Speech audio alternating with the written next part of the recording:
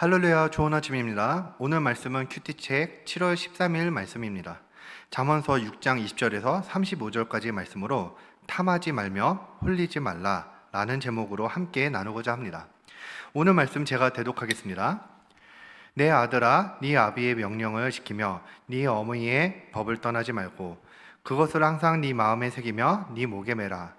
그것이 네가 다닐 때에 너를 인도하며 네가 잘 때에 너를 보호하며 네가 깰 때에 너와 더불어 말하니니. 대저 명령은 등불이요 법은 빛이요 훈계의 책망은 곧 생명의 길이라. 이것이 너를 지켜 악한 여인에게 이방 여인의 혀로 호리는 말에 빠지지 않게 하리라.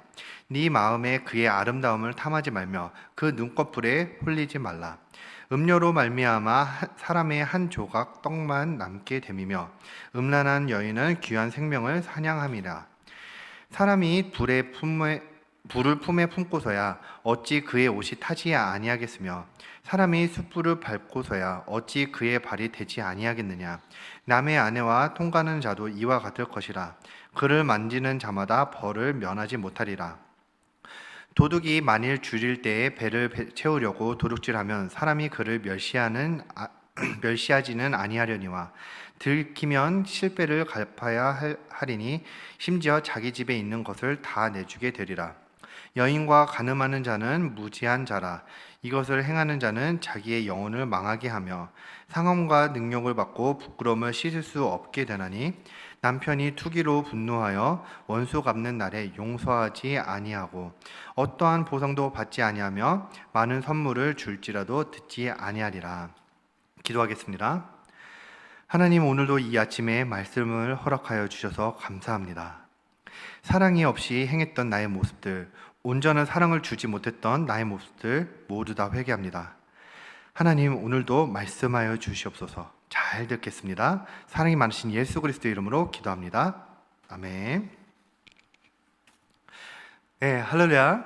네, 저는 현재 한일교회에서 파트 사역자로 섬기고 있는 김대영 목사라고 합니다. 제가 예전부터 너무너무 존경하던 목사님께 제가 전도사 시절에 불러주셨습니다. 그래서 너무 기쁜 마음으로 한일교회에 오게 되었고요. 또 그 선택이 제 인생에서 가장 잘한 선택이며 또 하나님께 가장 감사한 사건으로 지금도 제 마음 안에 남아 있습니다. 그런데 여기 한일교회에 와가지고 저는 너무너무 좋고 행복하지만 제게 한 가지 현실적인 문제가 있었습니다. 그게 뭐냐? 한일교회에서는 아직 부교육자들 중에 전임 사역자 TO가 없다는 것입니다. 물론 저는 사례비를 아예 안 받아도 주중에 알바하고 일하면서 충분히 감사할 수 있습니다. 제가 그렇게 살아도 정말 불평 없이 정말 기쁘게 사역할 자신이 있어요. 자신이 있습니다. 제가 전도사 시절에요, 지금 한일교회에서 받는 사례비의 10%도 안 되는 그 훨씬 작은 사례비를 받고도 기쁘게 사역을 했었던 경험이 있습니다. 그러니 이런 경험이 있으니까 저는 정말 자신 있어요. 진짜요. 그러나 지금 현재 저에게는 아내가 있고요, 1년 반이 조금 넘은 아들이 있습니다. 하나님께서 저를 가정을 책임지는 자리로, 그리고 가장의 자리로 저를 부르셨습니다. 저는 가장으로서 아내와 아기를 굶어 죽지 않게 해야 하는 그 사명이 있습니다. 그게 저의 의무이기도 합니다. 그렇다 보니 어떻게 하면 더 사역에 집중할까? 어떻게 하면 가정에 집중할까? 또 이 모든 것을 해결하는 데다가 생계까지 해결할 수 있는 방법은 무엇일까? 이렇게 고민을 하다가 무인으로 운영하는 작은 자영업을 하게 되었습니다. 무인 사업이다 보니까요, 신경을 쓸 필요도 별로 없고요, 생계도 해결이 가능한 데다가 가정과 교회에 집중할 수 있게 되었습니다. 그리고 이 사업을 통해서 하나님이 저에게 주시는 다양한 메시지가 있는데, 딱 생활비만큼만 벌고요, 빚도 조금씩 갚아갈 수 있도록 넘치지도 부족하지도 않고 딱 그만큼만 계속해서 유지해서 주시더라고요. 또 이 사업을 통해서 하나님이 주시는 메시지를 받기도 하고 전도도 하고 참으로 저에게 감사하고 은혜로운 장소가 바로 이 사업장입니다. 그런데 최근에 문제가 하나 생겼습니다. 제가 있는 그 사업장 건물 위층에서요, 물이 새가지고 제가 있는 사업장 천장 쪽으로 물이 이제 새가지고 오기 시작하는데, 그러니까 저의 사업장 천장 쪽에 물이 많이 먹으면서 천장을 개보수해야 하는 사건이 생긴 겁니다. 비용은 윗집에다가 청구를 하면 되지만 인테리어 업체를 선정하는 것은 제가 신뢰할 수 있는 사람으로 해야 되지 않겠습니까? 그래서 우리 교회 인테리어를 하시는 집사님이 계십니다. 그래서 그분한테 도움을 요청했습니다. 이분은 우리 교회 목자님이신데 누구에게나 믿음으로 인정받는 아주 좋으신 분입니다. 그리고 저도 이분을 매우 신뢰하고요, 너무너무 좋아하는 분 중에 한 분이십니다. 그래서 제가 이 집사님한테 제가 여쭤봤죠. 집사님, 제가 사업장을 보수하는 걸 견적을 한번 봐주세요. 그리고 집사님이 작업을 해주시면 너무너무 좋을 것 같습니다 하면서요. 근데 이 집사님께 인테리어를 하기로 하고, 그리고 집사님이 사업장에 와서 실제로 봐주셨어요. 그리고 교회로 돌아오는 길에 이 집사님이 저한테 한 가지 질문을 던지시더라고요. 그리고 아주 조심스럽게 던지시는데 뭐라고 하셨냐면요, 목사님, 이번에 물 새는 일로 인해서 하나님이 목사님에게 주시는 메시지는 무엇인가요? 이렇게나 물이 많이 새는 건 보통 일이 아닌데 분명히 하나님이 주시는 메시지가 있을 것 같아요 하면서 굉장히 아주 조심스럽게 물어보시는 거예요. 근데 여러분, 이게 만약 다른 교회였으면, 아니 부교육자, 그것도 목사한테 훈수를 두시네? 이렇게 생각이 들 법도 한데, 그런데 제 안에서는요, 제 마음 안에서 기분 나쁜 게 하나도 없었어요. 정말 신기할 대로 하나도, 아주 요만큼도 기분 나쁨이 없었습니다.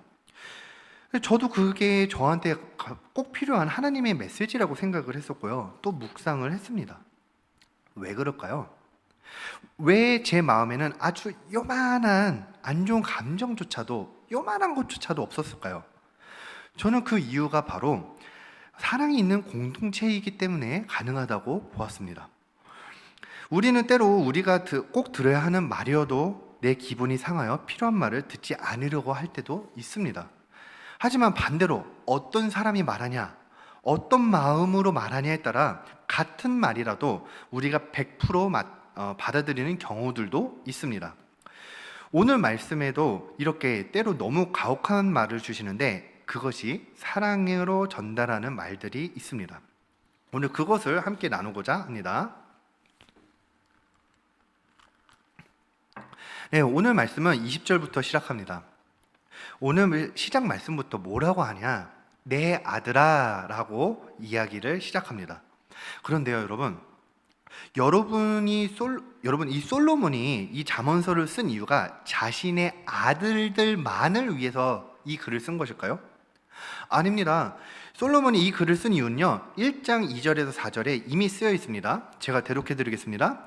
이는 지혜와 훈계를 알게 하며 명철의 말씀을 깨닫게 하며 지혜롭게, 공의롭게, 정의롭게, 정직하게 행할 일에 대하여 훈계를 받게 하며 어리석은 자를 슬기롭게 하며 젊은 자에게 지식과 근심함을 주기 위한 것이니.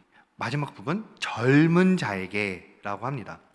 ESV 성경 주석에 보면요, 이 부분을 이렇게 설명하고 있습니다. 지혜는 순진하거나 무지하거나 어떤 자이든 간에 모든 사람을 위한 것이다.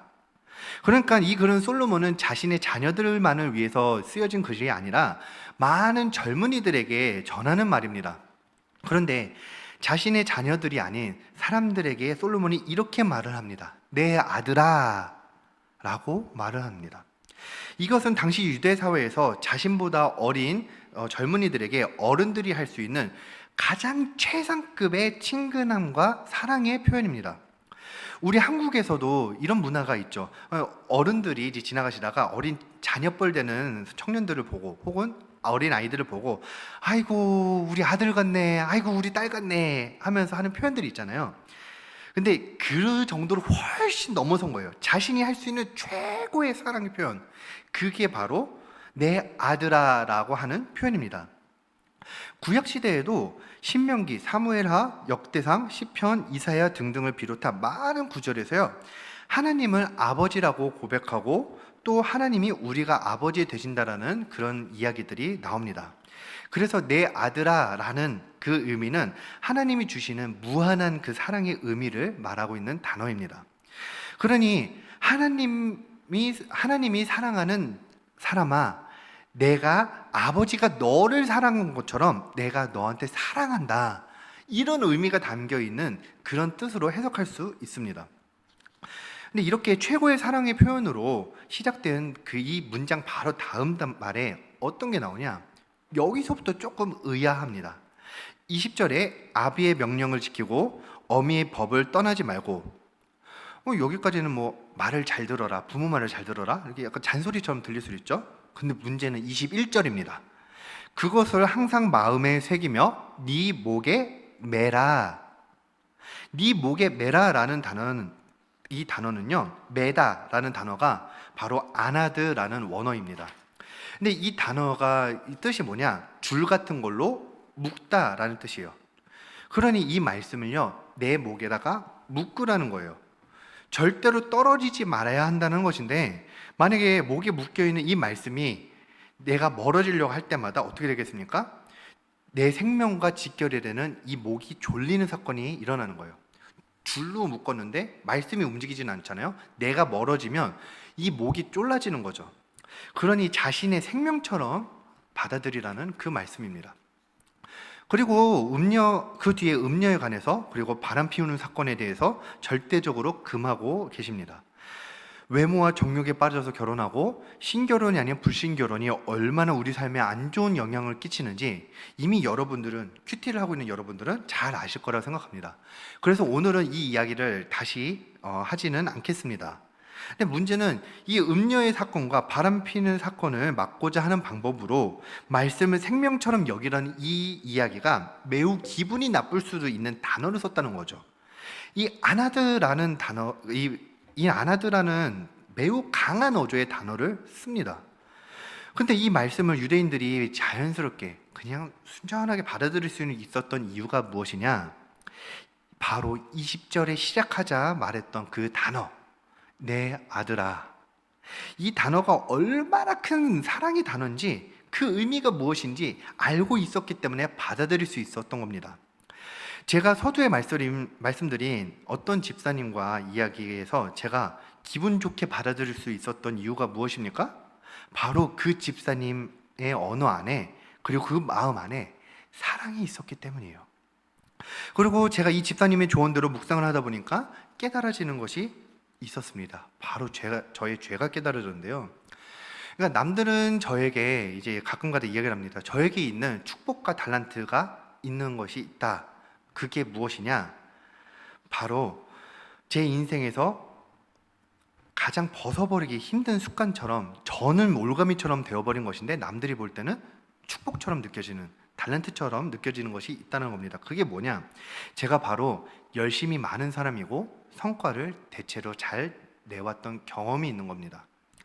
저는 인정 중독이 있기 때문에 인정을 받기 위해서는 정말 최선을 다합니다. 사역도 마찬가지고요. 제 삶의 영역에서도 정말 열심히 하려고 노력합니다. 그런데 문제는 하나님께 묻는 법이 없어요. 특이점은 사역을 할 때는 제가 그래도 하나님께 기도하고 물어보고 묵상하고 또 주변 분들한테 많은 조언도 얻습니다. 제가 목자로 있는 목장에서도 언제나 기도로 시작하고요, 한 사람이 삶을 나누면요, 그 삶을 말씀을 해석해주고 처방도 주는데, 반드시 제가 처방을 주고 난 이후에는 이 이야기에 관해서, 삶을 나눴던 그 한 사람의 이야기에 대해서 모든 목원들에게 한 번씩 꼭 생각을 말하라고 물어봐요. 그리고 이 목장을 이끌어가는 이 스타일이 저의 스타일이기도 합니다. 이렇게 사람들한테 물어보고 기도를 시작하고 하나님께 매달리고 이렇게 하니까 목장에서의 실수가 엄청나게 줄어듭니다. 그리고 이렇게 모든 사람들이 같이 이야기를 말씀으로 해석하고 해서 삶을 같이 고민해 주니까 그때부터는 목자의 처방이 아니라 목장의 처방이 됩니다. 제가 이렇게 할 수 있었던 이유는 뭘까요? 딱 하나밖에 없습니다. 저는 제 약점을 너무 잘 알거든요. 저는요, 눈치가 없어요. 정말 더럽게 없습니다. 예, 눈치 배울 수 있는 학원이 있다고 하면요, 저는 돈 주고서라도 배울 거예요, 진짜로요.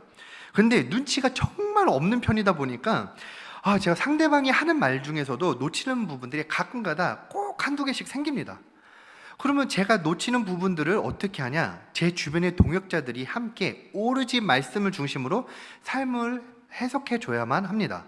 그리고 다행히 너무 훈련 잘 된, 그리고 성숙한 우리 동역자들이 있었기 때문에 가능한 것이죠.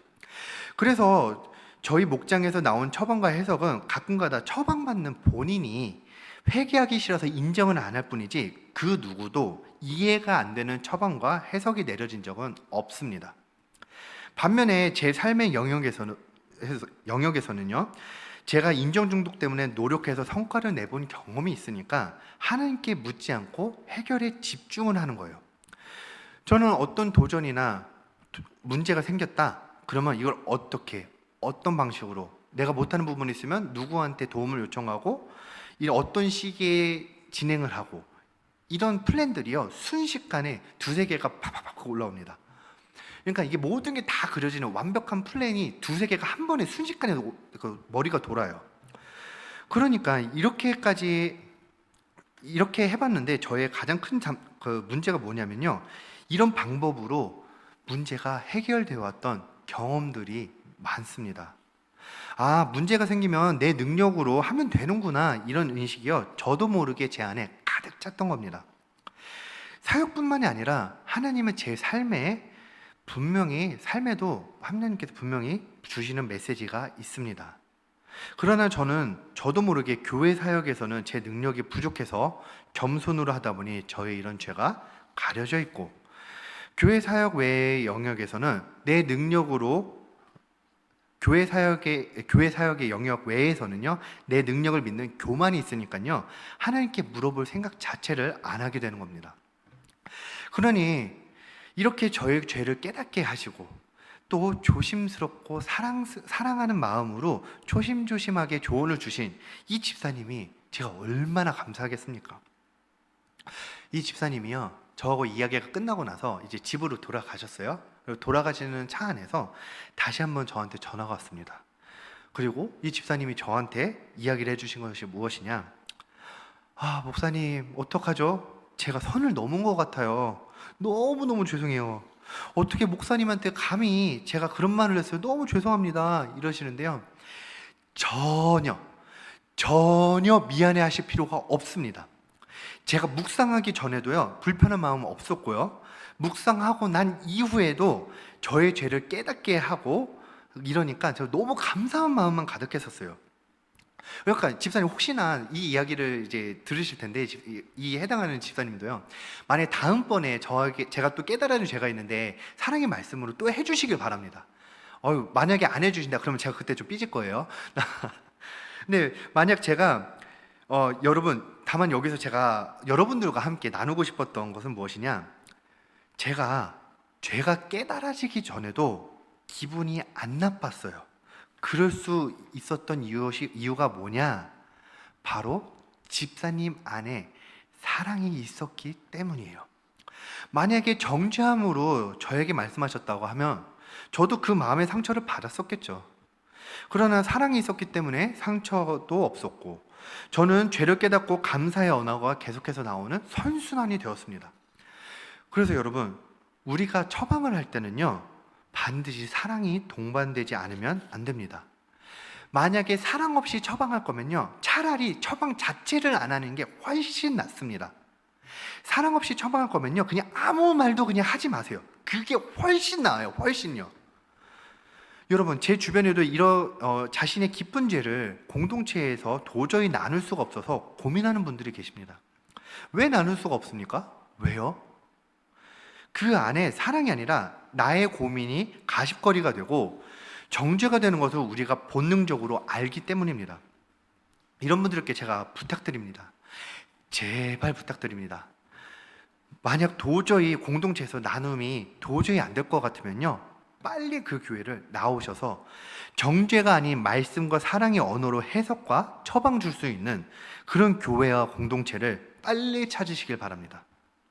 하늘교회 성도 여러분, 여러분은 이미 사랑의 공동체를 분명히 얻으셨습니다. 분명히 얻으셨어요. 그러면 여러분들이 이제부터 하셔야 될 것은 무엇이냐? 더 마음껏, 온 마음을 다해서 공동체와 목원들을 사랑해 주세요. 공동체와 목원들을 마음껏 사랑해 주세요. 하나님은 모든 사역 위에 기초가 사랑이길 원하십니다. 그런데요, 가끔가다 이런 분들이 계십니다. 나는 분명히 사랑의 언어로 처방을 했어요. 근데 상대방이 받아들이지 않아서 상처로 되돌아옵니다. 받아들이는 것뿐만이 아니라 상처 주는 말로 오히려 되돌아오는 경우들이 있어요. 죄를 인정하기가 힘들어가지고. 근데 그런 상처받았던 경험 때문에 내가 이 사람들을 사랑하지만 온전한 마음으로, 또 사랑을 완전히 주지는 못하고 적당히만 주는 경우들이 종종 있습니다. 여러분, 여러분이 받은 상처는요, 여러분보다 더 많은 상처를 이미 받으셨고, 여러분들을 더 많이 사랑하신 예수님의 십자가 뒤로 숨으시기 바랍니다. 마음을 다 완전히 내던져서 공동체 지체들을 사랑하는, 도전하시기를 축복합니다. 여러분의 상처는 예수님의 십자가 뒤로 숨으셔서 피하시고 공동체 지체들을 온전히 온 마음 던져 사랑하시는, 도전하시길 축복합니다. 기도하겠습니다.